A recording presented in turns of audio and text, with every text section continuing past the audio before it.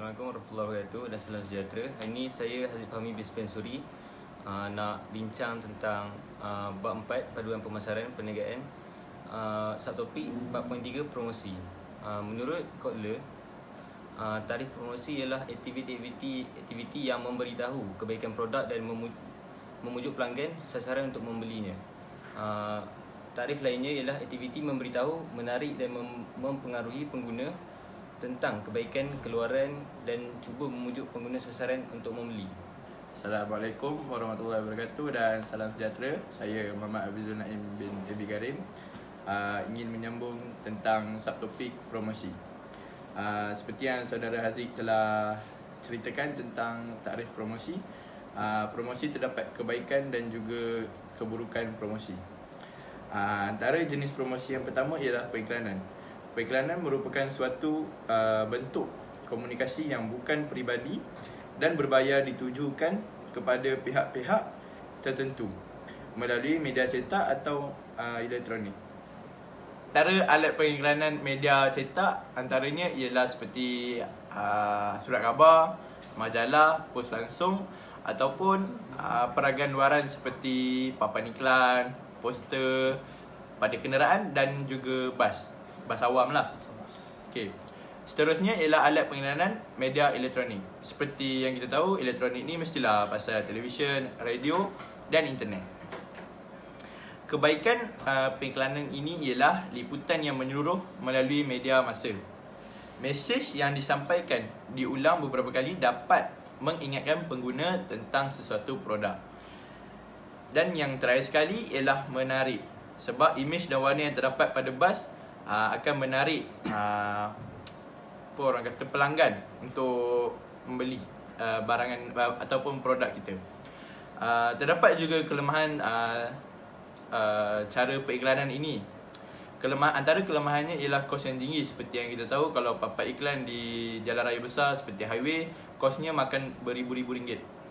Seterusnya, mesej yang disampaikan tidak begitu meyakinkan berbanding dengan jualan peribadi.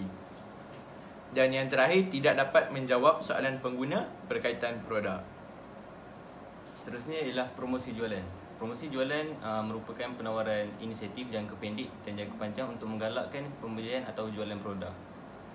Contoh promosi jualan ialah pertama, sampel. Sampel contohnya seperti Nestle meletakkan barang sampel kopi baru dalam pack kopi dia. Yang kedua ialah premium. Premium sebagai contoh, pelanggan akan mendapat hadiah percuma jika membeli barang 100, harga 100 ke atas. Yang ketiga ialah diskaun jualan. Diskaun jualan ni sebagai contoh, Alison dia tawarkan potongan harga macam 50% bagi beli beberapa produk dia. Yang keempat ialah rebat. Rebat ni contohnya DG menawarkan rebat kepada pelanggan baru plan pasca yang dia tawarkan. Seterusnya ialah peraduan. Peraduan ni macam pertandingan yang boleh disertai apabila pelanggan menunjukkan bukti pembelian satu produk. Contohnya Dashady, dia mengadakan pertandingan yang mewarna bagi kanak-kanak yang ibu bapa mereka membeli produk susu Dashady. Jadi seterusnya, promosi jualan yang seterusnya ialah hadiah. Contoh hadiah ni, Colgate dia menawarkan hadiah bagi hadiah berus gigi dalam pack, pembelian pack yang siapa yang beli lah. Yang terakhir ialah mata ganjaran. Mata ganjaran ni contohnya Petrol menawarkan mata ganjaran kad miles yang membolehkan pelanggan menembus produk tertentu dengan jumlah mata ganjaran yang diberikan. Promosi jualan ni ada kebaikan dan keburukannya. Antara kebaikan dia lah dapat mencapai matlamat jangka pendek, iaitu meningkatkan jualan. Kebaikan yang kedua ialah dapat mempengaruhi pengguna yang sensitif pada harga. Kelemahan promosi jualan ni pula ialah peningkatan jualan berbentuk sementara. Yang kedua, tidak sesuai dilakukan sepanjang masa. Antara cara lain promosi ialah melalui perhubungan awam. Perhubungan awam merupakan komunikasi yang dibentuk bagi menerima hubungan baik dengan pelbagai pihak. Perhubungan awam digunakan untuk mempromosikan produk, individu, tempat, idea, aktiviti, organisasi dan juga negara. Perhubungan awam berfungsi melalui hubungan akhbar ataupun wakil akhbar.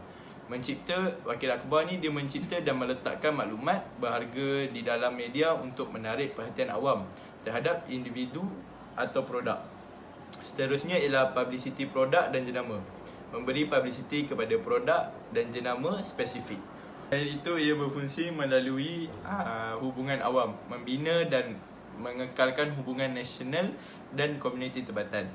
Akhir sekali ialah lobby, membina dan mengekalkan hubungan dengan badan perundangan dan kerajaan untuk mempengaruhi undang-undang dan peraturan. Di promosi yang lain ia juga terdapat kebaikan dan keburukan. Kebaikannya ialah mudah untuk menyampaikan mesej. Seterusnya ialah mendapatkan kepercayaan hubungan terhadap produk dan syarikat. Manakala keburukan dia pula ialah sukar untuk mengukur keberkesanannya, sukar dikawal oleh organisasi dari segi mesej yang hendak disampaikan. Akhir sekali ialah pemasaran digital. Pemasaran digital ialah merupakan aktiviti memasarkan produk menggunakan laman sesawang, media sosial, aplikasi mobil, video atas talian, email dan blog yang melibatkan pengguna di media sosial sahaja pada bila masa melalui pasaran digital.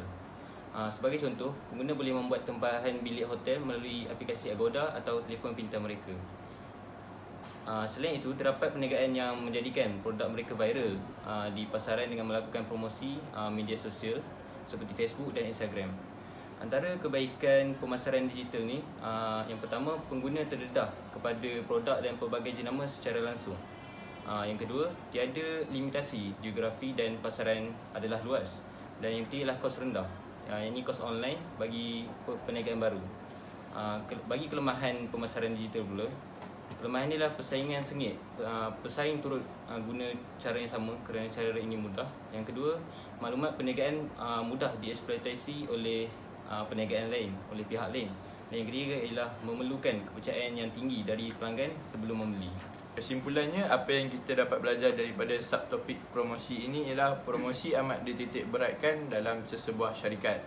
Ia juga mempunyai pelbagai campuran promosi ataupun paduan promosi dan ia juga mempunyai banyak kebaikan dan keburukan. Sekian, terima kasih.